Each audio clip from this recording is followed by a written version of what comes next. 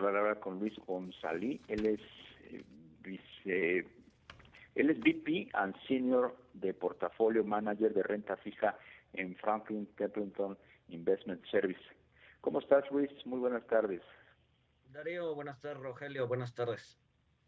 Luis, conocer contigo de viva voz, pues qué opinión te merece el anuncio que se hizo ayer en cuanto a la reforma o este proceso de modificación del sistema de pensiones y sobre todo pues conocer también tu opinión sobre el hecho de que el sector privado, el sector patronal es el que carga buena parte de esta reforma.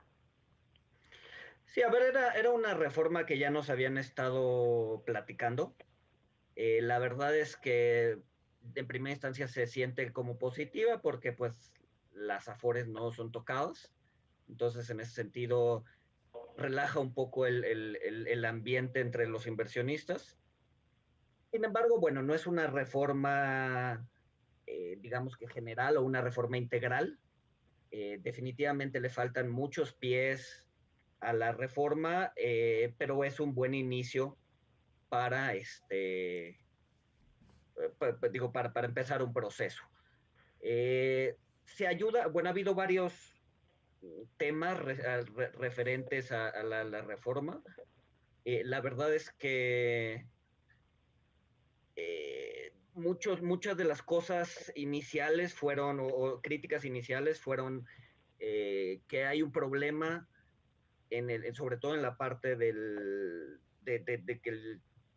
que las corporaciones van a ser las que carguen con el problema. Sin embargo, bueno, el secretario de Hacienda comentó que no va a entrar en vigor sino hasta el 2022, lo cual es bueno, es decir, después un poco de la pandemia van a poder eh, pues empezar con la carga impositiva. Otra cosa importante es que el gobierno va a apoyar a los que tienen menos ingresos, específicamente 4 UMAS, y a partir de los 4 UMAS es que bueno, 4 UMAS, digo nada más para poner en referencia a nivel mensuales, son alrededor de 10,000 pesos, más o menos.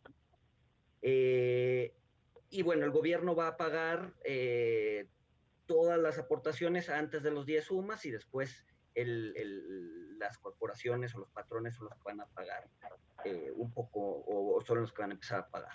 Entonces, puede haber ahí un problema de incentivos perversos, sobre todo porque está indexado a la UMA todo esto. Hay que recordar que la UMA se inventó para evitar o para dejar que el salario mínimo creciera un poco más sin meterle presiones a lo que estaba indexado al salario mínimo. Entonces, la UMA se hace por esto.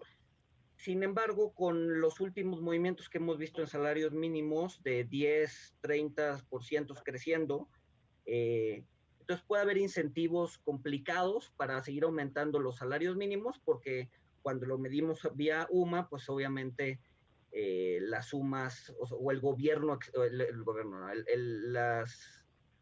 los salarios expresados en UMAS van a subir. Entonces, el gobierno se va a ir deshaciendo de cierta carga fiscal relacionada a las pensiones.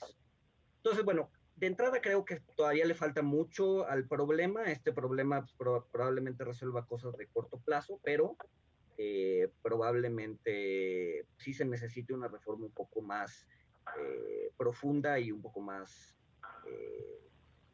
pues sí, un poco más profunda en términos de alcance, ¿no? Sí. Luis, buenas tardes, te saluda Rogelio Varela. Luis, de los temas que efectivamente no se tocaron en esta reforma que se anunció ayer está el de la edad para el retiro. Sigue siendo los 65 años. ¿Tú cómo consideras que esto puede impactar a partir de los cambios que vienen al sistema de ahorro para el retiro?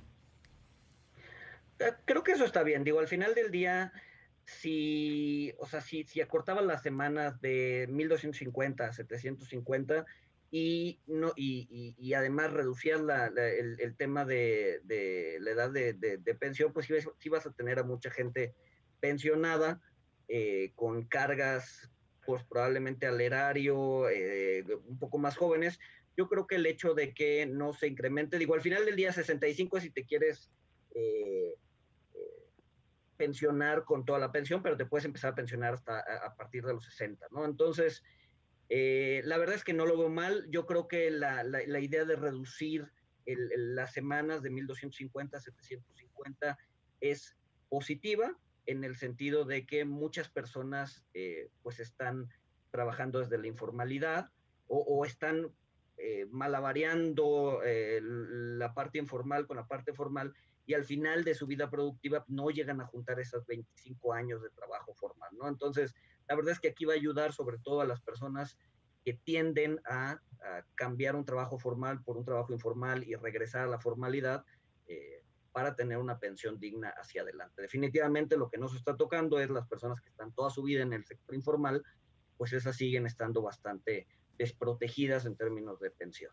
No sé si vieron un análisis del CIEP que salió entre ayer y hoy, en donde decía que la carga de pensiones iba a pasar con esta nueva propuesta del 4.2% del PIB a 6% del PIB en los próximos 15 años, es decir, el gasto en pensiones va a seguir creciendo porque al final del día el gobierno sí se va a hacer cargo de la mayoría de los trabajadores, o bueno, se va a hacer cargo de las aportaciones de la mayoría de los trabajadores que están en la base de la pirámide, ¿no? Hay que recordar que el sueldo promedio de un trabajador que está afiliado al IMSS es como de 12,200 pesos. Bien. Exacto, entonces, y el gobierno va a apoyar desde 10,000 para abajo. Luis González, te apreciamos mucho la entrevista.